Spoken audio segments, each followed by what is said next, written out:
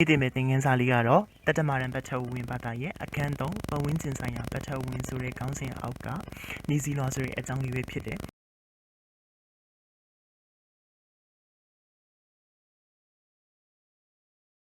နီဇီလောဆိုတဲ့စကားလုံးလေးကိုခလေးတို့ကရင်းနှီးနေပြီလို့လည်းထင်ပါတယ်ဘာလို့လဲဆိုတော့အပင်တပင်ကိုစိုက်တဲ့အခါမှာပထမဆုံးလိုအပ်ချက်ဒီမြေကြီးပဲအဲ့တော့ဒီအပင်တပင်ကောင်းစွာဖွံ့ဖြိုးတိုးတက်ဖို့ရဲ့အတွက်အဲ့ဒီစိုက်လိုက်တဲ့မြေကြီးတီလည်းပဲအာဟာရဓာတ်ကျွဲဝနေရမယ်ဟုတ်ပြီဒါဆိုရင်နီဇီလောဆိုတာဘာလဲနီဇီလောရဲ့အဓိပ္ပာယ်ဆိုတာဘာလဲနီဇီလောအမျိုးအစားတွေကဘာတွေလဲဘလို့ဖြစ်ပေါ်လာတာလဲဘလို့တွေထိမ့်သိမ်းရမလဲဘလို့တွေပျက်စီးနေတယ်လဲဆိုတာကိုဒီနေ့လေ့လာကြည့်ရအောင်နော်ဒီနေ့နီဇီလောရဲ့အကြောင်းကိုလေ့လာကြမယ်နီဇီလောအကြောင်းကိုအပိုင်းနှစ်ပိုင်းခွဲပြီးတော့လေ့လာကြမယ်ပထမဆုံးအပိုင်းကတော့နီဇီလောရဲ့အဓိပ္ပာယ်နီဇီလောဖြစ်ပေါ်လာပုံနီဇီလောအမျိုးအစားတို့ဖြစ်ပြီးတော့ဒုတိယပိုင်းကတော့နီဇီလောပြုံးတီးမှုနဲ့ကာကွယ်ထိန်းသိမ်းခြင်းဆိုတဲ့အကြောင်းအရာလေးတွေကိုနှစ်ပိုင်းခွဲပြီးတော့လေ့လာကြမယ်နော်အကြောင်းကိုလေ့လာဖို့ရန်အတွက်ပထမဆုံးနီဇီလောရဲ့အဓိပ္ပာယ်ကိုဖော်ထုတ်ကြည့်ရအောင်နီဇီလောလို့ဆိုလိုက်ပြီးဆိုကြတဲ့ကမြေကြီးတီအစီအခွန်ပြေးဝနေတဲ့မြေဖြစ်တယ်အဲ့တော့အပင်စိုက်တဲ့အခါမှာကလေးတို့ကဘာကိုအများဆုံးထည့်ပြီးသုံးလို့ရှိတယ်လဲဆိုရင်မြေဩဇာတွေထည့်သုံးလို့ရှိတယ်မြေဆွေးတွေပေါ့တိရွက်ဆွေးတွေတလိမ့်စအညစ်အကြေးတွေကိုထည့်ပြီးသုံးလို့ရှိတယ်ဘာလို့သုံးတယ်လဲဆိုတော့အပင်တစ်ပင်ကောင်းစွာဖွံ့ဖြိုးတိုးတက်လာဖို့ရန်အတွက်အထောက်အကူဖြစ်အောင်လို့မို့လို့သုံးတာဒါဆိုရင်ကလေးတို့အခုပြောနေတဲ့နီဇီလောမှာလည်းဘာတွေပါဝင်နိုင်တယ်လဲဟုတ်ပြီနီဇီလောမှာတော့ကမ္ဘာပေါ်ရန်မျက်နှာပြင်မှာရှိတဲ့ကြေမွနေတဲ့တွင်းထွက်တွေဆွေးမြေ့နေတဲ့အပင်နဲ့သတ္တဝါရုပ်ကျွန်းတွေပါဝင်နေအဲ့ဒီတွင်းထွက်ဆွေးတွေအပင်နဲ့သတ္တဝါရုပ်ကျွန်းတွေကအပင်တွေကိုကောင်းစွာဖွံ့ဖြိုးတိုးတက်ဖို့ရန်အတွက်အထောက်အပံ့ပေးတယ်ဒါဟာနီဇီလောပဲနော်အဲ့တော့နီဇီလောကဘယ်မှာရှိတယ်လဲဆိုရင်ကလေးတို့လေ့လာပြီးသားဖြစ်တဲ့ကမ္ဘာအပေါ်ယံလွှာအဲ့ဒီကမ္ဘာအပေါ်ယံလွှာရဲ့အပေါ်ဆုံးမျက်နှာပြင်ကိုနီဇီလောလို့ခေါ်တယ်အခုသားတို့သမီးတို့လမ်းလျှောက်နေတဲ့အပေါ်ယံမျက်နှာပြင်သားတို့သမီးတို့အပင်ဆိုင်နေတဲ့အပေါ်ယံမျက်နှာပြင်ဒီနီဇီလောပဲ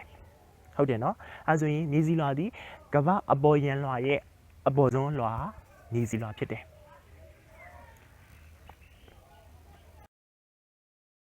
ဆိုတာဘာလဲနီဇီလောကဘယ်မှာရှိတာလဲဆိုတာသိခဲ့ပြီးဆိုတော့နီဇီလောဘယ်လိုပေါ်ပေါက်လာတယ်လဲဆိုတာကိုဆက်ပြီးတော့လေ့လာကြမယ်နော်အဲ့တော့နီဇီလောထဲမှာဆိုလို့ရှိရင်ဘာတွေပါဝင်နေတယ်လဲဆိုရင်ကြောက်အပိုင်းအစားတွေတက်ရှိတက်မဲ့ရုပ်ကျွန်းတွေပါဝင်နေတယ်ဒါတွေကဘာကြောင့်ပါဝင်တာလဲရာသီဥတုရဲ့ပြုပြင်ဖန်တီးပြောင်းလဲမှုတွေကြောင့်မို့လို့ပါဝင်လာတာနော်အဲဆိုလို့ရှိရင်နီဇီလောမှာ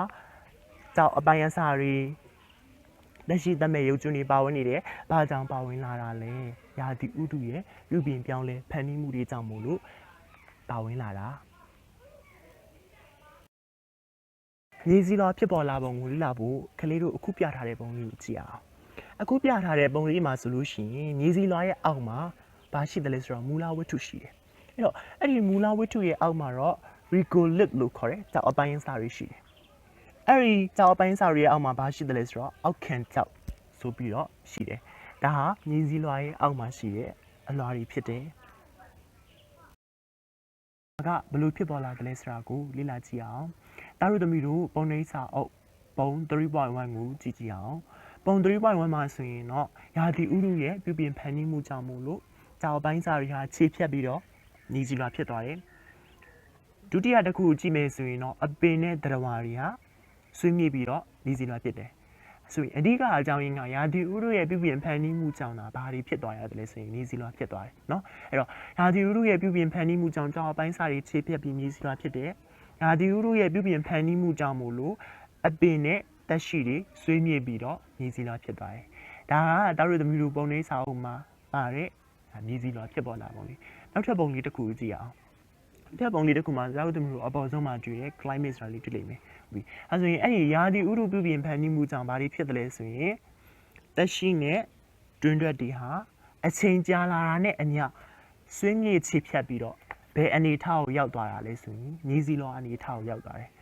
ဒါဆိုရင်နီဇီလောဖြစ်ဖို့ရန်အတွက်အတိကဒီဘာလိုအပ်တယ်လဲဆိုလို့ရှိရင်အချိန်လိုအပ်တယ်ဘာကဖန်တီးပေးရလဲရာသီဥတုကနေပြီးတော့ဖန်တီးပေးတာနော်အဲ့တော့နီဇီလောကဘလို့ဖြစ်ပေါ်လာတယ်လဲဆိုရင်ရာသီဥတုရဲ့ပြုပြင်ဖန်တီးပေးမှုတွေကြောင့်အပင်နဲ့တက်ရှိတွေ တွင်းတွက်တွေဟာခြေဖြတ်ဆွေးမြေ့ပြီးတော့အချိန်ကြာလာတာနဲ့အမျှမြေစီလွှာအနေထားကိုရောက်လာကြတယ်ဒါဟာမြေစီလွှာဖြစ်ပေါ်လာပုံပဲဖြစ်ပေါ်လာပုံကိုလေ့လာခဲ့ပြီးပြီဆိုတော့ကောင်းစွာဖွံ့ဖြိုးလာတဲ့မြေစီလွှာတွေဟာဘယ်လိုအနေထားရှိသလဲဆိုတာကိုလေ့လာကြမယ်နော်ဒါတို့သမီးတို့ရဲ့ပုံနှိပ်စာအုပ်ပုံ 3.2 မြေစီလွှာဖြတ်ပိုင်းပုံလေးကိုကြည့်ကြည့်အောင်တော့မြေစီလွှာဖြတ်ပိုင်းပုံမှာဆိုရင်တော့ဒါတို့သမီးတို့အပိုင်း 3 ပိုင်းတွေ့ရလိမ့်မယ်အပိုင်း A အပိုင်း B အပိုင်း C အပိုင်း A ဒီအပေါ်ရန်လွှာအပိုင်း B ဒီအောက်ခံမြေစီလွှာအပိုင်း C ဒီကြောက်ကြည်မလွှာဆိုပြီးတော့အပိုင်း 3 ပိုင်းခွဲခြားထားတယ်ဒါပေမဲ့တချို့မြေစီလွှာတွေမှာဆိုရင်တော့အပေါ်ရန်လွှာ A အလွှာမှာနောက်ထပ် O အလွှာဆိုပြီးတော့တည်တံ့တစ်ခုပါဝင်နေသေးတယ်အဲ့တော့အဲ့ဒီ O အလွှာမှာဘာတွေပါဝင်နေတယ်လဲဆိုလို့ရှိရင်တစ်သွေးနဲ့တက်ရှိတွေပါဝင်နေတယ်အဲ့ဒီ O အလွှာကတချို့မြေစီလွှာတွေမှာတွေ့ရတတ်တယ်ဟုတ်ပြီနော်ဒါဆိုရင်မြေစီလွှာကိုအပိုင်း 3 ပိုင်းခွဲခြားထားတယ်အပိုင်း A အပိုင်း B အပိုင်း C ဆိုပြီးတော့ခွဲခြားထားတယ်အဲ့တော့ကောင်းမွန်စွာဖွံ့ဖြိုးလာတဲ့မြေစီလွှာတွေဟာဆိုလို့ရှိရင်ဘယ်အနေထားမှာတွေ့ရတယ်လဲဆိုရင်တော့အခုလိုထောင်လိုက်အနေထားမှာတွေ့ရတတ်တယ်မြေစီလွှာအတိတ်ပဲနဲ့မြေစီလွှာဖြစ်ပေါ်လာပုံကိုလေ့လာပြီးတဲ့နောက်မှာမြေစီလွှာအမျိုးအစားတွေကိုပိုင်းခြားကြရအောင်အဲ့တော့မြေစီလွှာအမျိုးအစားကို၃မျိုးခွဲခြားနိုင်တယ်အဲ့ဒီမျိုးစား၃မျိုးကဘာတွေလဲဆိုလို့ရှိရင်တော့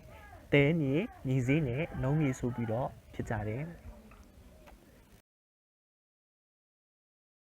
်စီလွှာအမျိုးအစားတွေကပထမဆုံးတစ်မျိုးဖြစ်တဲ့တဲမြေအကြောင်းကိုလေ့လာကြမယ်နော်။ပုံမှန်ပြထားတဲ့အတိုင်းပဲတာတို့သမီးတို့တဲမြေကိုတွေ့လိမ့်မယ်လို့ထင်တယ်။အဲ့တော့တာတို့သမီးတို့ဒီပုံမှန်မဟုတ်ဘဲနဲ့ပြင်ပမှာလည်းတာတို့သမီးတို့ကိုယ်တိုင်တဲမြေကိုတွေ့ဘူးလိမ့်မယ်လို့လည်းထင်တယ်ပေါ့။အဲ့တော့ဆရာတို့ငယ်တုန်းကဘာလို့လဲဆိုတော့တောင်မြင်ရှိတယ်။အဲ့ဒီတောင်မြင်ပေါ်မှာဆော့ကြတယ်ပေါ့။တဲတွေနဲ့တယောက်ပတ်ကြတယ်။အဲတဲပွင့်လေးတွေတဲမုံလေးတွေယူပြီးတဲ့အခါမှာတယောက်ပတ်ကြတယ်ပေါ့။အဲ့တော့အဲ့လိုပတ်တဲ့အခါမှာဘာဖြစ်သွားတယ်လဲဆိုလို့ရှိရင်ဖွာဆင်းသွားတယ်။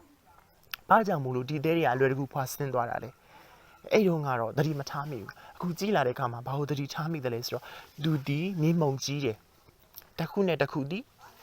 စိတ်ကမနေဘူးเนาะတစ်ခုနဲ့တစ်ခုစိတ်ကမနေဘူးမြေမုံကြီးတဲ့အတွက်ကြောင့်မလို့အလွယ်တကူပဲသူကဘာလဲဆိုတော့ပတ်လိုက်တဲ့အခါမှာဖွာဆင်းသွားတယ်ပေါ့ဟုတ်ပြီဒါဆိုရင်အဓိကတို့သဲမြေမှာဘာသိရမလဲဆိုလို့ရှိရင်သဲမြေကမြေမုံကြီးတယ်ကျန်းတယ်ပြီးလို့ရှိရင်တမုံနဲ့တမုံကအတွေ့ကပ်မှုမရှိဘူးပေါ့အဲ့တော့ဒီလိုမျိုးမြေမုံကလည်းကြီးတယ်ကျန်းလဲကျန်းတယ်တစ်ခုနဲ့တစ်ခုတွေ့ကပ်မှုမရှိတဲ့အတွက်ကြောင့်မို့လို့ဘာကောင်းမလဲဆိုရင်လေဝင်လေတွက်လဲကောင်းတယ်နော်ရေလဲအလွယ်တကူစီးဝင်နိုင်တယ်ပေါ့အဲ့တော့ဥမာအလွယ်တကူရေစီးဝင်နိုင်တယ်ဆိုတာဘာကိုကြည့်ပြီးပြောတာလဲအဲ့ဒီတဲကိုရေလောင်းချလိုက်တဲ့အခါမှာချက်ချင်းပဲသူကတဲရေကိုစုပ်သွားတယ်ပေါ့ဒါဒီဘာလဲရေစိမ့်ဝင်မှုအားကောင်းတယ်ဒီဟုတ်တယ်မလားနော်လေဝင်လေတွက်ကောင်းတယ်ရေစိမ့်ဝင်မှုအားကောင်းတဲ့အတွက်ကြောင့်မို့အလွယ်တကူရေစီးဝင်သွားတာပြီးဒါဆိုရင်တို့သမီးတို့ကတဲမီအကြောင်းကိုနားလဲပြီနော်တဲမီဆိုတာကမိမုံကြီးတယ်ကျန်းလဲကျန်းတယ်တစ်ခုနဲ့တစ်ခုတွေ့ကပ်မှုမရှိဘူးလေဝင်လေတွက်ကောင်းတယ်လို့ရေစီးစင်းဝင်မှုလည်းကောင်းတယ်မြေစီလွှာအမျိုးအစားဖြစ်တဲ့မြေစီအကြောင်းကိုလေ့လာကြည့်ရအောင်နော်ပုံမှာပြထားတဲ့အတိုင်းပဲမြေစည်းရဲ့ပုံသဏ္ဍာန်ကိုကြည့်လိုက်မယ်ဆိုလို့ရှိရင်ဆေးပြစ်တဲ့မြေအမျိုးအစားဆိုတာကလေးတို့တွေ့ရလိမ့်မယ်။ဘာလို့ဆေးပြစ်တဲ့မြေအမျိုးအစားလို့ပြောတာလဲဆိုရင်ပုံမှန်မြင်တွေ့နေရတဲ့အတိုင်းပဲမြေစည်းဒီအုံကက်နေတယ်ပေါ့နော်။ဂေါ်တွေခြေထောက်တွေကိုအုံကက်နေတယ်ပေါ့။အဲ့တော့ဒီအနေထားကိုများသောအားဖြင့်ပဲအခြေအနေမှာတွေ့ရတယ်လဲဆိုလို့ရှိရင်မိုးရွာတဲ့အခြေအနေတွေမှာအများဆုံးအဖြစ်တွေ့နိုင်တယ်ပေါ့နော်။မိုးရွာတဲ့အခါမှာဒီမြေစည်းမြေကဆေးကပ်ပြီးတော့ကျတော့အကုန်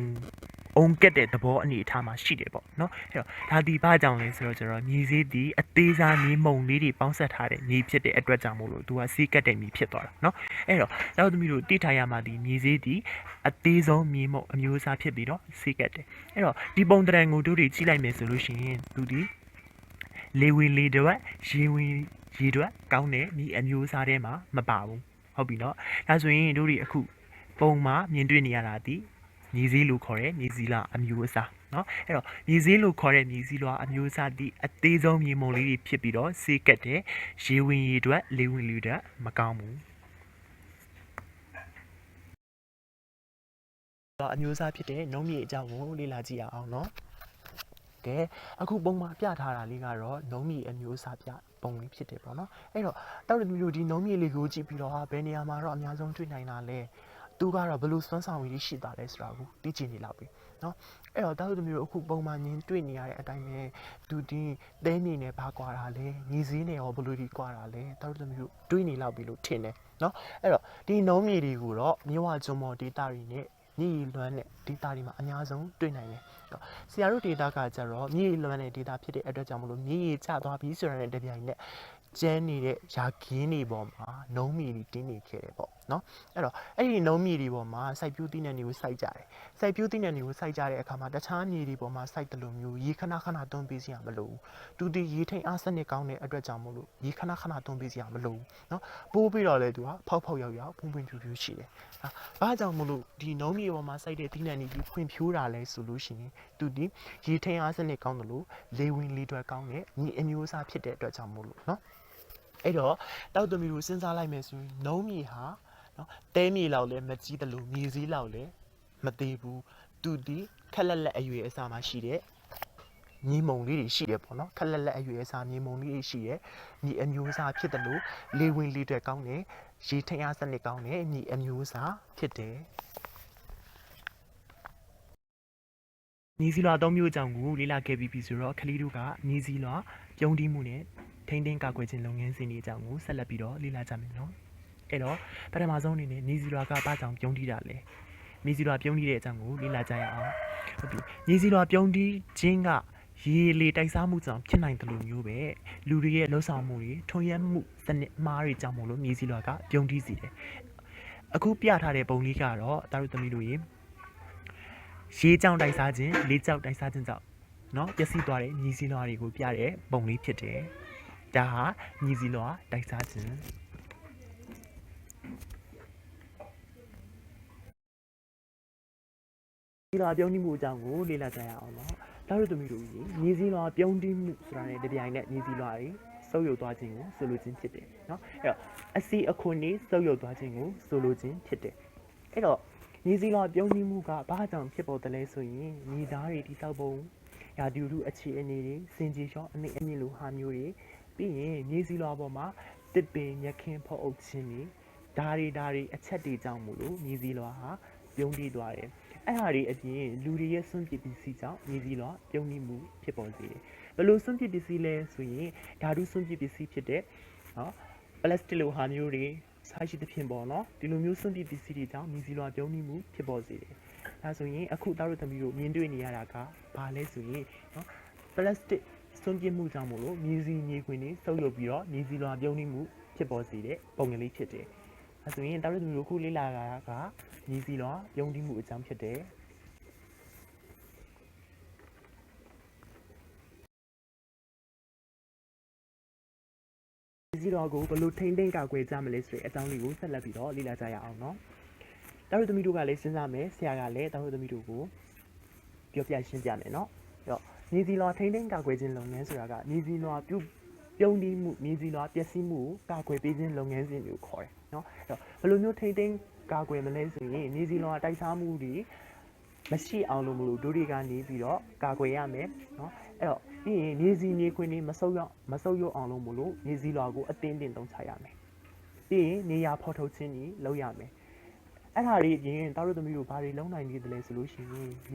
ညီကြီးဖိုတာမျိုးတွေပြီးလို့ရှိရင်เนาะညီဩဇာအသုံးပြုတာမျိုးတွေအခုပုံမှန်မြင်တွေ့နေရတဲ့အတိုင်းပဲညီဩဇာအသုံးပြုတာမျိုးတွေပြီးလို့ရှိရင်တိရစ္ဆာန်အညီအကျေးပေါ့နော်တိရစ္ဆာန်အညီအကျေးလိုဟာမျိုးကိုအသုံးပြုတာမျိုးတွေပြီးရင်တစ်ဆွေးအမိုင်ဆွေးတွေကိုမြေပြင်ပေါ်မှာဖို့ပြီးတော့အဲ့တို့မျိုးတို့မြေစီလွာကောင်းအောင်ပြုလုပ်တာမျိုးတွေကိုလုပ်နိုင်တယ်အဲ့ဒါတွေအရင်တခြားတော့မြေစီလွာထိမ့်သိမ်းခြင်းနီးလန်းတွေကိုလည်းကလေးတို့ကလှုပ်ဆောင်နိုင်ပါတယ်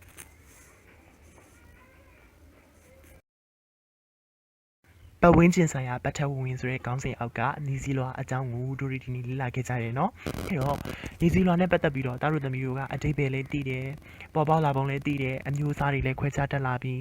ရင်နောက်ဆုံးမိတ်ဘလို့ထိမ့်သိမ်းရမလဲဘာတွေအကြောင်းပျက်စီးတာလဲဆိုတဲ့အကြောင်းအရာတွေလည်းကလေးတို့ကဒီနေ့လေ့လာခဲ့ဟုတ်ပြီဒါဆိုလို့ရှိရင်ဒီနေ့လေ့လာခဲ့တဲ့လေ့လာချက်တွေကိုတို့ပြန်ပြီးတော့ဆန်းစစ်ကြည့်အောင်နော်အဲ့တော့ညီစီလွာဆိုတာကကြည်မွဆွေးမြေ့နေတဲ့တွင်ရွက်တွေအပင်နဲ့တက်ရှိရုပ်ကျွန်းတွေပါဝင်တဲ့ကမ္ဘာအပေါ်ရန်လွာရဲ့အပေါ်ဆုံးလွာကိုတို့ညီစီလွာလို့ခေါ်တယ်ဒါဟာညီစီလွာရဲ့အတိတ်ပဲ ဟုတ်ပြီဒုတိယအနေနဲ့ငါတို့တွေဒီမြေစီလွာဖြစ်ပေါ်လာပေါ့ဘလို့ဖြစ်ပေါ်လာတာလဲရာသီဥတုရဲ့ပြုပြင်ဖန်တီးမှုကြောင့်မလို့တွင်းတွက်တွေနဲ့အပင်နဲ့တက်ရှိတွေဟာအချိန်ကြာလာတာနဲ့အမျှမြေစီလွာဖြစ်လာတယ်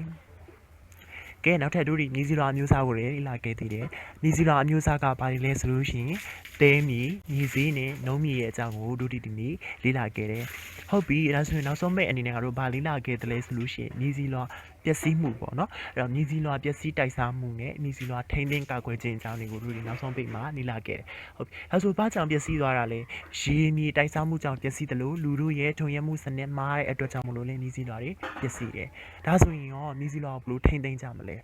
တော်တို့သမီးတို့ကမြေစီလွာထိန်းသိမ်းတဲ့အခါမှာကိုနီးကိုဟန်နဲ့ထိန်းသိမ်းနိုင်တယ်လို့မျိုးပဲလေ့လာခဲ့တဲ့အကြောင်းအရာတွေကိုမူတည်ပြီးတော့မှတော်တို့သမီးတို့မြေစီလွာကိုထိန်းသိမ်းနိုင်တယ်ဒါဆိုရင်တော်တို့သမီးတို့အခုဒီနေ့လေ့လာခဲ့တဲ့သင်ခန်းစာလေးကိုမှတ်မိတယ်နော်ဟုတ်ပြီအဲဆိုရင်ဒီနေ့လေ့လာခဲ့တဲ့သင်ခန်းစာလေးကအခန်း3ပတ်ဝန်းကျင်ဆိုင်ရာပထဝီဝင်ဆိုတဲ့ခေါင်းစဉ်အောက်ကမြေစီလွာအကြောင်းပဲဖြစ်တယ်နော်မြေစီလွာရဲ့အကြောင်းကိုကလေးတို့ကတဆင်ချင်းစီလေ့လာခဲ့ပြီးဆိုတော့ဒီမြေစီလွာနဲ့ပတ်သက်ပြီးတော့ဘာတွေသိလိုက်တယ်လဲဘယ်လောက်ထိသိလိုက်တယ်လဲဆိုတာကိုသိဖို့အတွက်ဆရာကနေပြီးတော့မိကွန်းလေးတွေမိမယ်။ဒါတို့သမီးတို့ကအဲ့ဒီမိကွန်းလေးတွေရဲ့အဖြေကိုတူတူနဲ့လိုရင်းမယ်ဖြစ်မယ်နော်။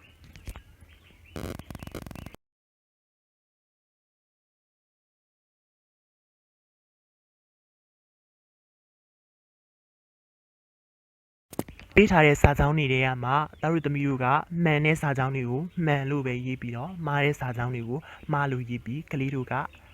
ဖြည့်ပေးမယ်နော်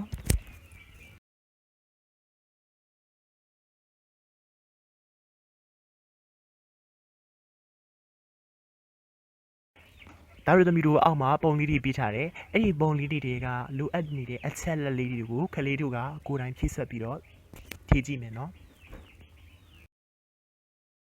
မြေစီလွာနဲ့ပတ်သက်ပြီးတော့အကြောင်းအရာတစ်ခုချင်းစီကိုကလေးတို့ကလေ့လာခဲ့ပြီးသွားပြီ။ဒါဆိုရင်ကလေးတို့ကိုယ်တိုင်ကမြေစီလွာနဲ့ပတ်သက်ပြီးတော့သိရှိခဲ့ပြီပေါ့။နောက်ထပ်ပြင်ပလောကမှာလည်းကလေးတို့ဒီမြေစီလွာနဲ့ပတ်သက်ပြီးတော့ဘာတွေသိထားတာလဲ